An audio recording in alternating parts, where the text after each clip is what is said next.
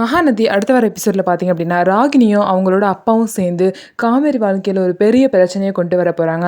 அது என்ன அப்படின்னா, ராகினி வந்து இந்த மாதிரி வெண்ணிலா வந்து ஊருக்கு அனுப்ப போகிறாங்களா விஜய் அப்படிங்கிற விஷயத்த அவங்க அப்பா கிட்ட சொல்லுவாங்க. உடனே இதை நான் பார்த்துக்கிறேன் அப்படின்னு சொல்லிட்டு ராகினியோட அப்பா வந்து வெண்ணிலாவோட மாமா கிட்ட போய் விஜயை பற்றி தப்பு தப்பாக சொல்லிட்டு இந்த மாதிரி உங்கள் பொண்ணை வந்து கல்யாணம் பண்ணிக்கிறேன் அப்படின்னு சொல்லிட்டு இந்த மாதிரி ஏமாத்துறான் வெண்ணிலாவை அப்படின்னு சொல்லிட்டு எல்லாத்தையும் வந்து மாற்றி மாற்றி தப்பு தப்பாக சொல்லிடுவாங்க.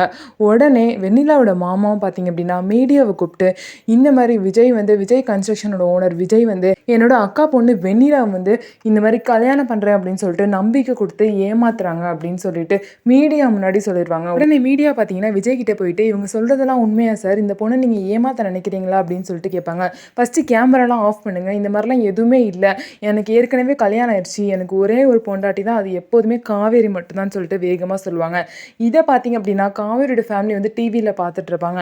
என்னதான் விஜய் வந்து காவேரி தான் என் பொண்டாட்டின்னு சொன்னால் கூட சாரதா பார்த்தீங்க அப்படின்னா வெண்ணிலா இவ்வளோ தூரம் பிரச்சனை பண்ணுறா அப்படின்னா அவள் இன்னும் விஜயை நினச்சிக்கிட்டு தான் இருக்கா. இந்த அளவுக்கு மீடியா அளவுக்கு பிரச்சனை பண்ணுற அளவுக்கு விஷயம் போயிடுச்சு.